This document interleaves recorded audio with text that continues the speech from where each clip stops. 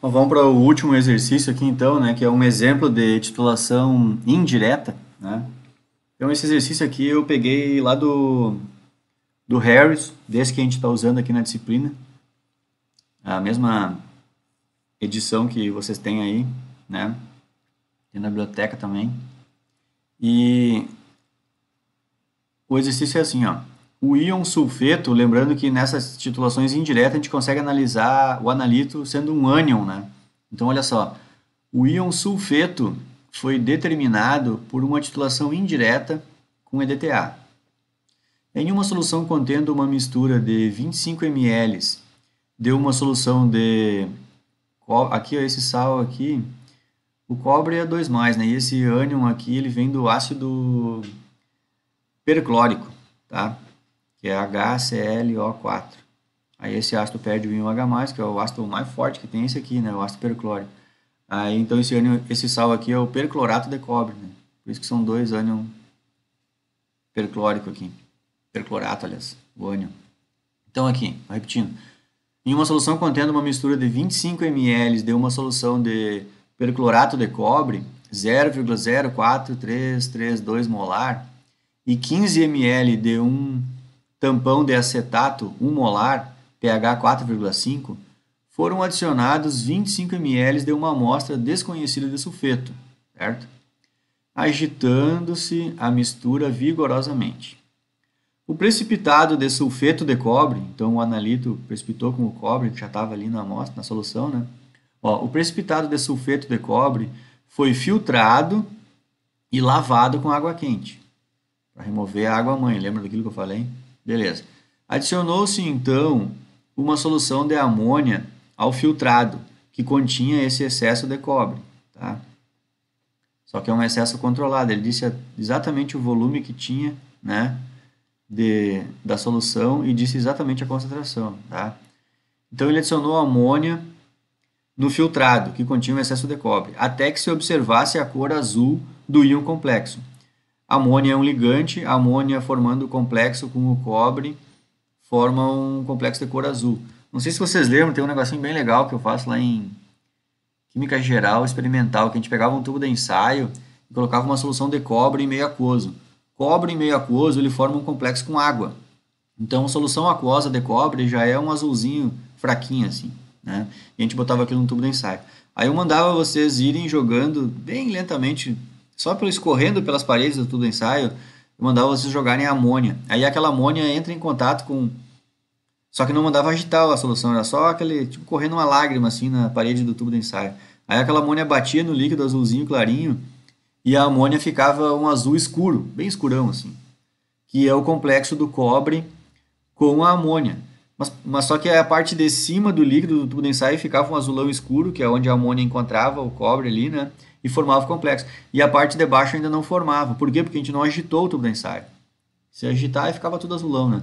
Mas só o fato de não agitar o tubo de ensaio e deixar a amônia escorrendo igual uma lágrima assim na parede do tubo de ensaio, a gente conseguia fazer com que a parte de baixo do tubo de ensaio ficasse cobre complexado com água e a parte de cima do tubo de ensaio cobre complexado com amônia.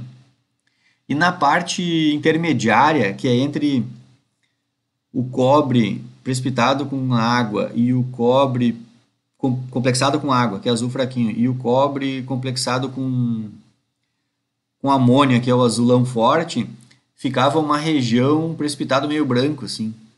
Parece uma craca branca, assim, entre as duas cores. E aquela craca branca é porque logo na região vizinha, a parte aquosa com amônia, naquela região vizinha ali estava um excesso muito grande de íons OH-. E aí então precipitava o hidróxido de cobre, que é um precipitado meio branco, assim. É claro que o branco ali se mistura um pouco com o azul por causa das cores, mas tu consegue ver num tubo de ensaio três diferentes possibilidades de reação do cobre. É só não agitar o tubo de ensaio. Aí se agitar, bagunça tudo, né? Não... Mas é só não agitar. Aí vai ficar tudo azulão se agitar. Então, só para lembrar, assim, se quem tá fazendo a disciplina aqui agora e foi meu aluno na Química Geral Experimental, talvez lembre disso. Então vamos lá. Então aqui só adicionou a amônia para fazer o complexo com o cobre, né? Até observar que fica um azulão, é um azul bem escuro. E aí depois, com esse filtrado aqui, a titulação foi filtrado, aliás, foi feita uma titulação com uma solução de EDTA, deu a concentração do EDTA, e diz que consumiu 12,11 ml até atingir o ponto final da titulação.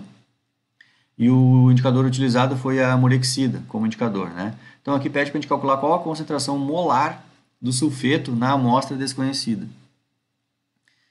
Então, feito isso, fiz aqui, leio todo o enunciado, aí o que eu sempre faço? Vou lá e faço um desenho. Qual é a sequência que o cara fez? Então, olhem só, lendo só esse texto aqui, eu fiz todo esse desenho aqui, ó, que é, alguém pegou um bekerzinho lá, colocou 25 ml de amostra, exatamente 25 ml de amostra num beker. Nesse beker, ele já tinha 25 ml, exatamente 25 ml desse perclorato de cobre, numa concentração de 0,04332 molar, e também tinha uma solução tampão, só para manter o pH em torno de 4,5, tá? Bom, feito esse procedimento aqui, o analito é um ânion sulfeto e ele vai encontrar o cobre, que é cobre 2+, a gente vai ter essa reação aqui embaixo, até eu fiz a reação aqui, ó. O cobre 2+ encontra o sulfeto e forma o sal pouco solúvel, que é o sulfeto de cobre, que precipita. Então esse precipitado vai ficar aqui na filtração. Ele foi até lavado com água quente. Para quê? Para garantir que todo esse cobre aqui, ó, do sal perclorato de cobre, todo esse excesso de cobre ficasse aqui no filtrado. Entenderam? O que é esse excesso de cobre? É o cobre que não formou sulfeto com o analito. Então a gente tem uma quantidade de sulfeto e um excesso de cobre. Parte do cobre reagiu com o sulfeto, formou o precipitado, e esse precipitado ficou aqui no papel de filtro. Aqui, ó. Só o que passou no filtrado é o excesso do cobre, né? E esse excesso de cobre ele foi transferido para um frasco lá, fizeram direto, tanto faz, né? E foi adicionado amônia, até ficar bem azulão isso aqui, complexar todo o cobre. E aí esse cobre já complexado com amônia, vejam que aqui, pessoal, é uma coisa, só nós voltar assim no que a gente já estudou na parte teórica, e para que adicionaram a amônia? Aqui eu já pergunto para vocês, ó, esse troço já estava até tamponado, só que estava numa região ácida, né? Então, por exemplo, aqui ó, nós estamos num líquido, já começa que isso aqui é um líquido com pH abaixo de 7. A gente não pode fazer titulação de DTA com líquido abaixo de 7. Então, por que será que jogaram amônia? Jogaram amônia para aumentar o pH. E qual é o segundo motivo que jogaram amônia? Amônia é um agente complexante auxiliar, uma coisa que a gente já estudou na parte teórica lá, né? Então aqui tá na prática o que a gente já estudou na teoria lá, né? Isso aqui é um procedimento experimental, a prática já, né? Então vamos lá. Aqui se colocou amônia, que formou o complexo com o cobre, a gente consegue enxergar isso bem fácil, é um azulão marinho assim, fica bem bonita a cor da solução. E aí depois disso esse líquido aqui foi titulado com EDTA. Então os cálculos aqui, depois de interpretar num desenho assim toda a sequência, o que fizeram lá na análise, é bem tranquilo os cálculos. O primeiro cálculo que eu fiz é ver quantos mol de DTA caiu da bureta, como eu sempre faço. Eu sei a concentração e sei o volume que caiu da bureta, eu faço o cálculo aqui. Uma solução molar tem 1 mol em 1 litro, em 12,11 ml, que é o volume que foi gasto na titulação, quantos mol tem?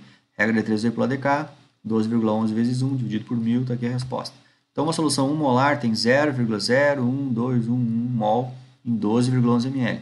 Nesse mesmo volume, quantos mol vai ter quando a concentração for essa? Tá? 0,0392, que é a concentração de DTA. Aí a regra de 3 veio para o lado de cá e está aqui a resposta.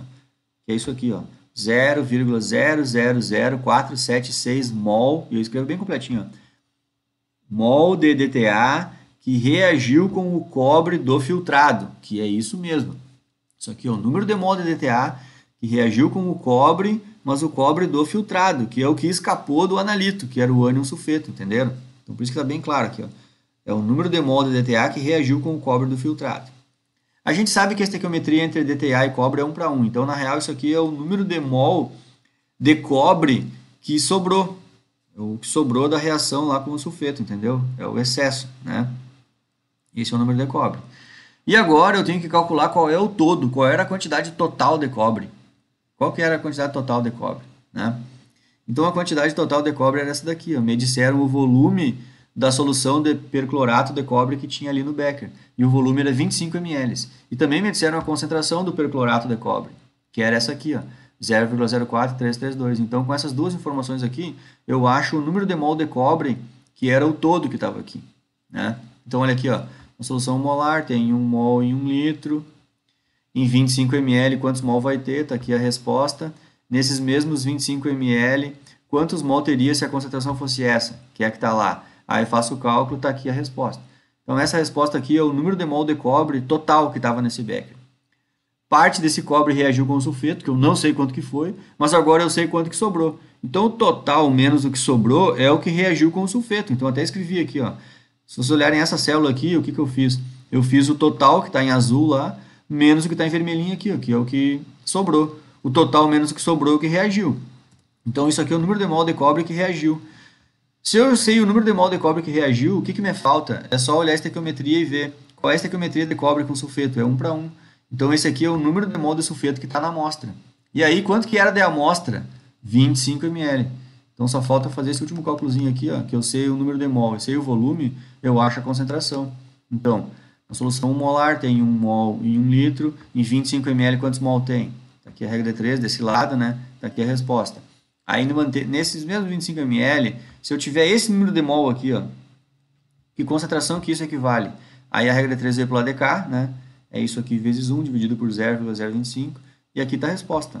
Eu até copiei para baixo para deixar bem claro aqui a resposta do exercício. A concentração molar de sulfeto na amostra é essa aqui, 0,024, certo? Molar de sulfeto, beleza? Então vejam que os cálculos nem foram tão grandes, só isso aqui de cálculo. Tem muito mais